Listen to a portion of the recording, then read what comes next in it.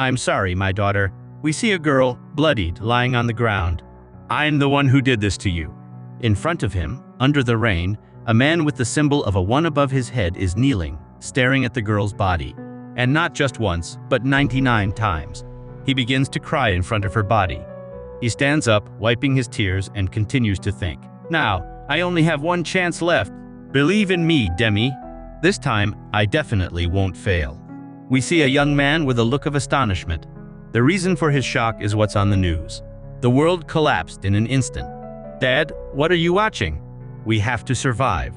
In another moment, we see the girl on the ground again. Demi, wake up. Please don't leave me behind. But this world was a living nightmare for an old guy and a young girl to survive in. And so, we met our end. We see a toppled chair and a hanging foot. The moment it was all over, a rope is cut in half. Suddenly, we see what looks like an angel or a celestial being. Kneeling at its feet, we see the man. We see the being smiling. I've been given another chance. We see the man reopening his eyes. He's lying in his bed with the number 99 above his head. He sits up, startled, and questions, am I perfectly fine? What's going on? Then, he looks in the mirror and gets a fright. This number, on my head? We see him banging on a door. Demi, Rio Demi, open the door now. Are you serious? In the middle of the night? What is this? He rushes in and holds his daughter. Demi, are you okay? You're alive, right? The girl, not understanding, asks, what happened to you? Did you have a nightmare or something? We see him securing her by the arm. Seriously, what's going on? He says hurriedly. No questions, just follow me.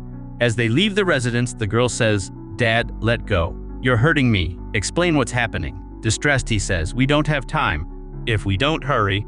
As he was speaking, a zombie leaps toward them. After the incident, he wakes up startled in his bed again, now with 98 above his head. He stares in fright. I'm back. Again. And the number went down. Realizing this, he's astonished. That's when I realized, this number is my remaining lives. Simply put, these are the number of chances I have left to save Demi.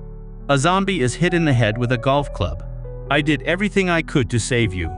Even if it meant abandoning my humanity, I did everything for your sake. But we see the girl being dragged away by zombies. Meanwhile, her father is held back by others.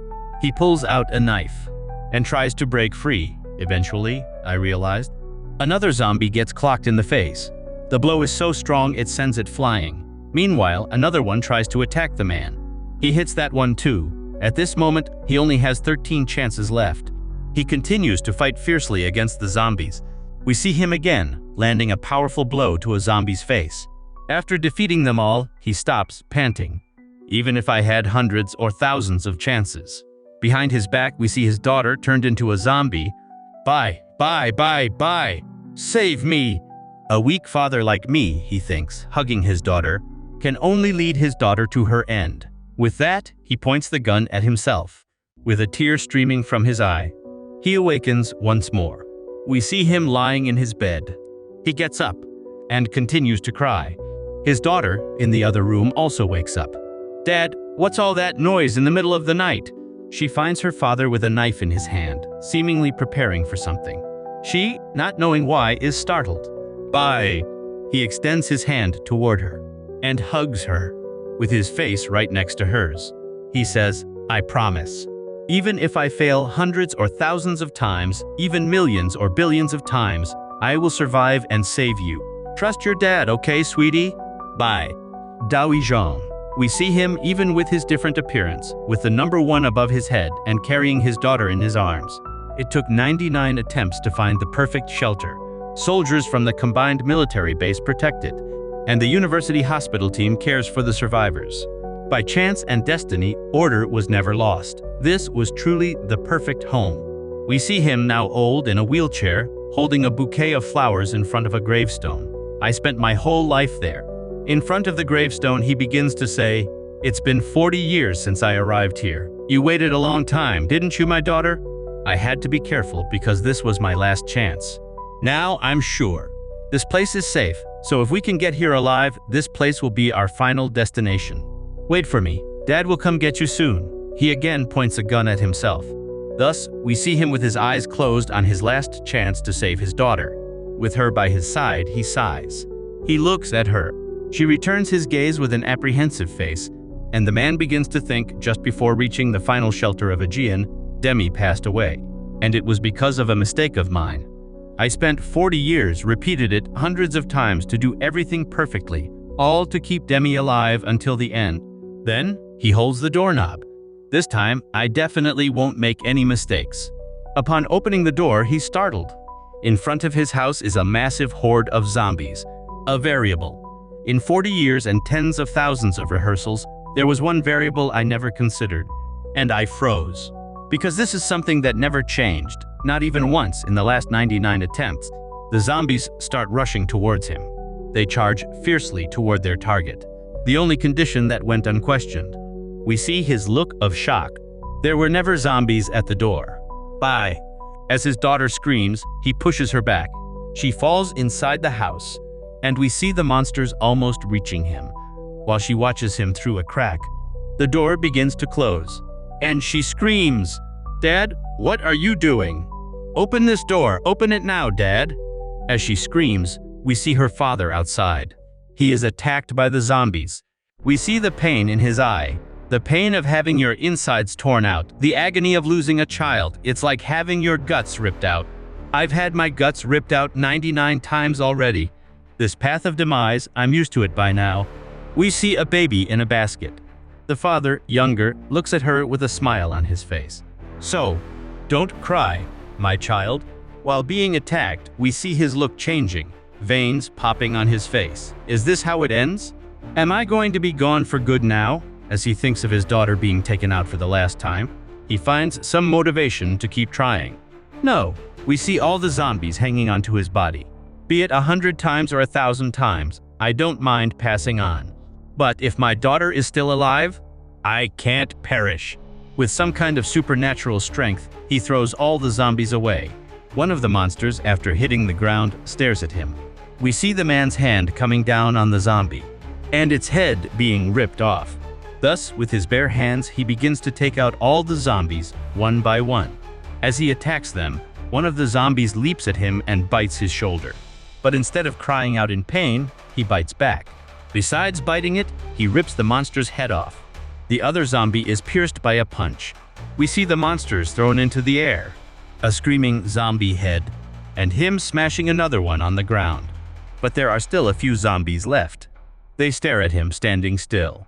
The man, transformed, looks back with a killer gaze. The zombies scream again and charge to attack. 100th failure. The door is suddenly opened.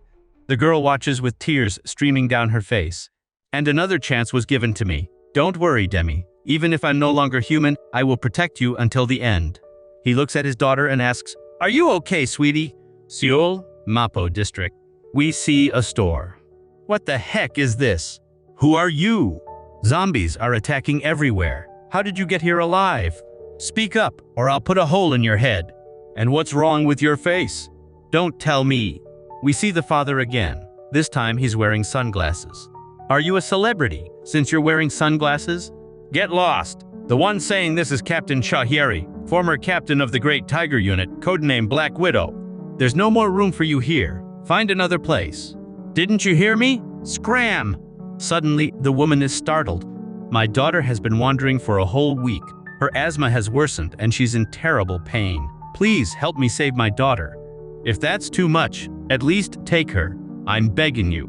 The woman stares, and then becomes enraged. This guy is insane. Did he really think an emotional appeal would work on our captain? The captain starts to cry. Let them in. Don't get me wrong. We just need more manpower. At least wipe your nose. She stops talking and starts walking again. The father observes everything. You're still the same, Captain Shayeri. A retired soldier who gathered survivors and defends the supermarket in the Mapo district. She's as cold as a snake, but still somehow vulnerable to stories of fatherly sacrifice. Bye. What was that earlier? That wasn't the plan. Wait, Demi. Let me explain. You two, come with me. The girl starts coughing again. Stop that. Are you kidding me? The father hugs his daughter. Demi's mental state is deteriorating faster than usual. She needs rest soon or this will get dangerous. All because of two unexpected variables. The incident a week ago. Even I don't fully understand it. I was bitten by a zombie, but I survived and became strong enough to overpower them. This unfamiliar, transformed body is no longer mine. Could it be that I've become a zombie? Hopjeong branch of Waymart, the best survival route in the beginning. There are plenty of resources here, and it's the only place protected by real soldiers. Demi will be safe here. He says this but notices something. Why did the building next door collapse? That never happened before. You say strange things. Are you from the future or something? 3 days ago, zombies attacked us. We see the horde being hit by gunfire. The captain managed to lure them into the building next door. We see the zombies inside the building. And then, she detonated explosives we had already planted there and crushed all of them. They're probably all gone now. Those sons of guns, maybe a few lucky ones survived, but now they're trapped in there, rotting away. Suddenly, the soldier notices something strange. The father's eyes are wide open. What's with that look? You don't really think the zombies can crawl out of that rubble, do you? As he says this, a huge zombie appears behind him. This zombie, besides being huge, has up to 4 eyes. The soldier watches in terror. The mutant zombie raises its hand, prepares a punch, and delivers the blow. We see the captain running. Another punch comes her way, but with a leap, she manages to dodge it. Zombies? But what? Where did they come from? The captain stops next to the 2 of them and shouts, "All units, open fire!" The soldiers begin to shoot, but the giant zombie seems unfazed by the bullets. It lets out a roar and charges at the soldiers. With just one swipe, it takes out the 3 in front of it. Another one who survived sits there, helpless and unsure of what to do. The huge monster prepares to finish him off. But before that happens, a bag hits the zombie, and the Black Widow saves the guy. Hey, snap out of it! You want to get taken out? Yes, yes! Focus, Jahieri. This isn't like 3 days ago. This isn't a normal zombie. She looks back, and the group starts running towards the market. The father tries to say something, but is stopped by the captain. He looks at his daughter, and gets extremely angry. Instead of continuing to run to the market, he turns back, and leaps towards the zombie. We'll lure it to the barricade outside the market. Even that thing can't get through that instantly. We'll find a weak spot in the meantime. Wait. Why are these people still on the first floor? They should have already evacuated. Jahieri, realizing this, stops. Dang it, I'll distract it somehow. You 3 get inside. As she says this, she notices that only the girl is by her side. Why are you alone? Where's your dad? Don't tell me your dad ran off and abandoned you. There. The captain pauses for a moment, looks to the side, and we see the father's hand. After the leap, he lands a powerful blow on the monster's head. The zombie's body immediately falls to the ground. The father, still lying on top of the monster, begins to pummel it, scaring the onlookers. One man even covers his daughter's eyes. The zombie is finally finished off, and the father gets up. The captain continues to stare at him. I'm sorry. Dad couldn't keep the promise he made to you, Demi, because I was too scared of seeing you get hurt. Jahieri points the gun at him. You? Who exactly are you? He starts to raise his arm, holds his sunglasses and says, Ryuman Suyuki. Stop, his daughter thinks as he continues. Demi's father and... No, Dad. If you reveal yourself now, you'll be in danger, zombie specialist. A silence falls over the place, and both his daughter and the other woman question specialist. Since the outbreak, I've been analyzing their traits and weaknesses to survive. Glad I could be of help today. I'm happy to work with you. The captain, smiling, says, I see. But in the blink of an eye, she's at his neck with a knife. What are you doing? As soon as the daughter asks this, she says, You stay quiet. You took down a monster that's immune to bullets with your bare hands, and those red eyes are identical to theirs. Answer me, are you even human? No, the shots had an effect. What? As she questions, he continues, it was already weakened by the bullets, so I just delivered the final blow. The Eater is a zombie creature born from the fusion of 2 zombies. They have tremendous strength and especially defensive capabilities, but even they have their weaknesses. In this case, it was its chin. As he answers, he thinks, of course, if you hit it hard enough with a metal sledgehammer maybe. And your eyes? She questions. I have a genetic condition, lack of melanin, and that's why I cover my eyes. This kind of staring makes me uncomfortable. Now, tell me, do I still look like a zombie to you? Jahieri stands still for a moment while thinking. He's suspicious. Something is definitely off. But there's no way a zombie would protect its daughter. She turns around and says, "I'll allow it. Come in. But I'll be keeping an eye on you, Mr. Specialist." After saying this, she stands still for a moment. Looking at her fallen soldiers, she becomes saddened. "Are you okay?" As the soldier approaches, she kicks him in the shin. In any emergency, civilians are to be immediately evacuated to the underground parking lot. Why wasn't that done? "We panicked, listening to the soldier," she says. "If that monster hadn't been stopped, everyone in the market would have perished. If this happens again, it won't be the zombies who take you out. It'll be me." "Yes, Captain." "Rest well, Captain." The other soldier is annoyed by the kick he received. We see the inside of the market. Thank goodness. "Okay, that you didn't get caught. How can you lie so shamelessly? My heart almost exploded because I thought you were spilling the beans," he answers his daughter. "She's someone who wouldn't fall for any bluff, and she wouldn't draw a weapon carelessly either." "You know her?" "No, she just seems that way," he says, remembering his other lives. "Wait, Dad, you know what bluff means? Where'd you learn that word?" He replies, "From my daughter." Confused, she asks, "From me? I never taught you that." "Yes, you did." We see in the 40th life, the two of them talking around a campfire. "In fact, you taught me a lot." "A lot? Wait here. Dad will bring you something to eat." The daughter stays quiet and thoughtful. He watches her with a smile. "Promise me, you won't tell anyone about your change. If people find out, they might try to hurt you. Promise me you'll keep this secret, okay?" Demi is right. If my identity is exposed here, people will panic. "Demi, Dad's back." As he returns, he finds the girl asleep. So he covers her with a blanket. But why? The zombies are appearing at much faster stages than before. Over 100 zombies at the door and mutant zombies just a week later. This is unprecedented and didn't happen in any of my other 99 lives. This is turning everything into a variable. Why are the zombies changing? I have a guess. Me. We see the city from above. Somewhere we see another terrifying zombie. I can feel it. They're looking for me. They want me and my daughter gone. We see a frightening horde of zombies, both normal ones and mutation. I can't tell if our existence warps them or if they fear us, but one thing is clear. One of the zombies lets out a scream. To them, I am also a variable. We see him standing amidst the group of zombies. So all the zombies in this area have gathered here. Good job. I won't have to search anymore. What? Let's hurry up and get this over with.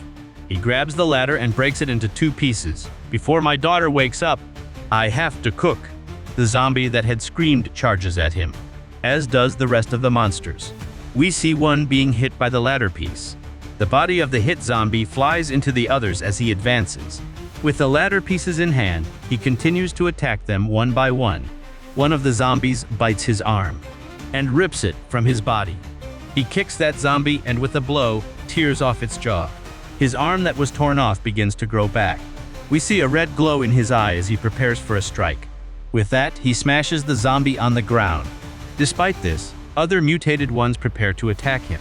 These, instead of a physical attack, launch something that looks like magic at the man. A mist spreads throughout the area and Ryuman Siyuki takes a huge leap over the zombies. As he lands, he defeats the 3 of them at once. We see, on his back, him holding 2 axes. The zombies start getting chopped up as if they were nothing. While cutting them down one by one, he continues to advance towards the one that had screamed at the beginning. The monster stretches its arms, but is hit by a powerful blow, and screams, fallen on the ground. Ryuman Siyuki, with his axe, takes its head off. We see his eye glowing again. After that, we return to the market. The girl, who was sleeping, finally awakens. She stretches and looks to the side. We see her father with a plate of food. "You're awake, sweetie. Here, eat. You must be hungry, right?" She doesn't answer, but cracks a smile. In Chahiri's office, we see her talking to someone. "Are you kidding me?" "It's true, Captain. Those loud noises we heard yesterday, around 5 in the morning, you heard them too, right?" According to this morning's reconnaissance report, all the zombies in the area were found neutralized. How is that even possible? Did they fight each other to the end or something? I didn't believe it either, but I saw it with my own eyes. All those zombies defeated in just 4 hours. What the heck is going on? Wait, does this mean? Gather everyone. From now on, we begin our operation to escape the A-Mart. One of the people looks through the glass. Wow, it's real. Those darn things, I don't see them anywhere. Did they all disappear? I clearly heard the soldiers talking to each other. You don't hear that sound anymore. All those zombies are gone, we're safe now. Dad, I think the zombies really disappeared. He puts a helmet on his daughter and says, Demi, listen carefully. Later, no matter what, you must not take off this helmet, understand? Later, the captain arrives and gets everyone's attention. This morning, for reasons still unknown, we have confirmed that all zombies in the area have been cleared. Wow, it's true. We're saved, the captain continues. And for that reason, we will be leaving this place now. What? Leave? I didn't mishear, did I? No, you and I heard right. We're leaving? But why if there are no more zombies here? 3 days ago, before we lost radio contact, there was a unit we maintained constant communication with, the 2nd Mechanized Infantry Brigade. Supposedly the only surviving brigade in the Gyeonggi region. They still have a full battalion of armored vehicles and brigade, echelon troops, and most importantly, they are able to take in civilians. You want us to leave based on just one radio call? Yeah? How do you know that's real? There's no need to worry about that. I know better than anyone who was on the other end of that line. Codename Blue Falcon. If it's that person, I trust him completely. What nonsense. You want us to risk everything based on just one call you received 3 days ago? That makes no sense. We have to go. If the zombies show up again, we won't be able to hold them off. The people continue to disagree. Impossible. We're not going. The zombies won't attack anymore. Look, I knew this would happen eventually. This kind of emotional and careless decision, if a man were the leader, would he have done the same thing? Am I wrong? Hearing this, she asks. What? No. The zombies will be back. Who are you to act like you know everything? A specialist. Min Siyuki stares at the man. If you stay here, you're basically putting yourselves on a platter for them. You call that living? That's just waiting for your demise. But if we go, can you guarantee we'll survive? I can't guarantee anything. See, it's all talk, one person says. Let me ask you something then. You want to not follow the soldiers and survive without any of their help? Is that possible for you? The group falls silent. Now that I think about it, Captain Shui is right. Yeah, without the soldiers, we'd be done for sure. Come on, the only reason we've survived this long is because of them. The general opinion thus becomes favorable to the soldiers. In an instant and effortlessly, he changed everyone's opinion. Just who? Who is this guy? No need to thank me. I'm quite used to persuading people in difficult situations. And honestly, this is about protecting my daughter. And myself too. He extends his hand. If it's you, Captain, I know you can do it. We will begin our escape operation now. I, Chehiri, will ensure that all of you get out alive. We see the vehicles in motion. The convoy consists of 2 trucks and 2 buses. Inside the buses, we see the people. And on the trucks, the soldiers with their weapons.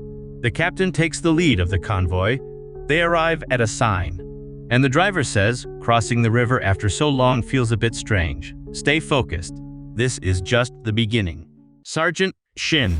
In front of the group, we see zombies running in their direction. Zombies sighted. Operation begin. Civilians and Team C to the right. We'll go left.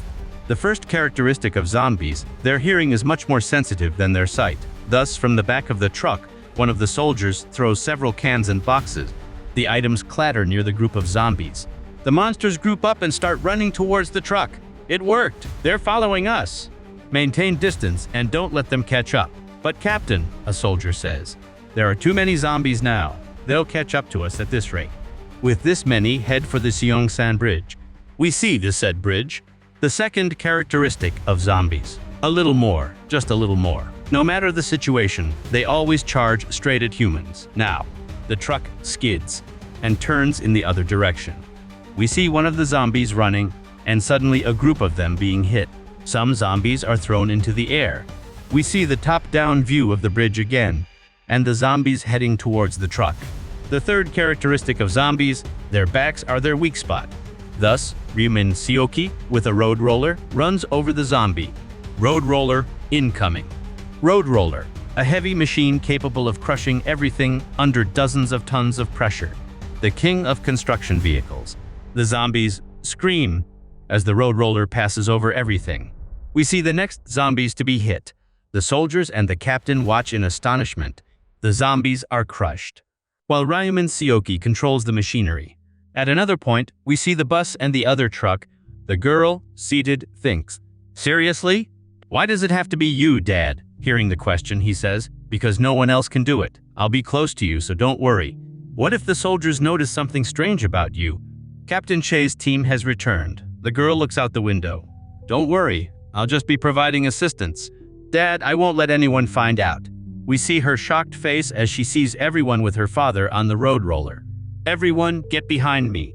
A few other zombies run towards the convoy, but are flattened by the road roller. We're crossing in a single attempt. We see the group of vehicles passing along a road. "Captain Che, we made it. 645 2nd Mechanized Infantry Brigade." The 2nd Mechanized Infantry Brigade, a unit that survived for a long time in my past life under strong leadership, is a crucial checkpoint we must pass to reach Daejeon. To get here in just 8 days, that's a record speed. But still, I can't relax. If I act carelessly just because I've gotten stronger, Demi might be at risk. I will strictly follow the route that proved safe in my past lives. The real battle begins now. "This is incredible, Mr. Specialist. Honestly, I was worried about having you on the team, but you saved our lives. We found that road roller, but none of us dared to drive it. Did you work in construction before?" He replies. "No, I learned. Surviving gets easier the more you know. I'm just glad we got here safely." The captain agrees and thanks him. "Yes, thank you." "What did you say?" She responds. "Yes," he says. "No, after that." "Shut up!" "Welcome, Captain Chahieri. We were expecting you," says Sergeant Lee Yoon. "Hui. You know me?" The sergeant says. "Yes, we were informed. Colonel Che said something about someone of your caliber arriving today." "Colonel Che said that?" "He said a troublesome female officer would definitely cause a scene." "Where is Colonel Cho now?" "He's currently at the gate." A few zombies showed up there. "He went to handle it personally? With troops?" "No, she, hearing this, says right at his age, it would be difficult." The sergeant replies, "Not that." He gives a slight smile. The colonel went alone. We see the brigade from behind the gate. One of the soldiers marks the time on a watch, 27 seconds. "Colonel, that's a new record." "As I always say, the axe beats guns any day." He cracks a smile and says, "It's much more satisfying to chop them up." This is Colonel Xiao Peng Ho, current commander of the 2nd Mechanized Infantry Brigade, former leader of the Special Warfare Command, also known as Blue Falcon. "Still, use a gun next time, sir." "What if you got bitten?" The colonel replies, "Me? Bitten by these things? Are you kidding? Once you reach my level, you see right through them clearly. I know exactly their fighting capabilities. You guys would be useless with those pathetic skills. You just get in the way." The soldiers say, "I'm offended, but I can't exactly argue with you. My goodness, my joints." As they say, age doesn't forgive anyone. "Instead of these useless bastards, couldn't someone useful show up for once?" The soldier shouts from a distance. "We can hear you, sir!" Behind him, we see an eater getting up again. "What? You're still kicking?" The zombie charges at him, but Ryuman Siuki runs it over with the road roller. "What is that thing?" The colonel is startled and thinks, "Once you reach my level, you see right through them clearly." We see a monstrous skull. He has this vision while staring at Ryuman Siuki. Exactly how powerful they are. "Hello, I'm Ryuman Siuki. I arrived with Captain Shahiri. I heard about this situation and thought I could help. So." The colonel doesn't even listen and charges at the man. He tries to execute an attack, but Ryuman Siuki manages to dodge. The soldiers are shocked. "Colonel, what's happening? You can't just attack civilians." "What? What?" We see the axe blade being held with just one hand. Is that even possible? "Colonel!" the soldier shouts. "The colonel says, get inside, all of you, and sound the red alert." This man is a monster. "I understand. Your eyes can't be deceived." "Colonel Shui Peng Ho," the colonel questions. "What?" "His axe is broken. I must stay here no matter what, so it seems I'll have to convince you first. But it looks like words alone won't be enough. Instead, let me show you in the way you prefer." The colonel stares, dumbfounded. We see Ryuman Siuki's fist and him saying, "Let me show you exactly who I am."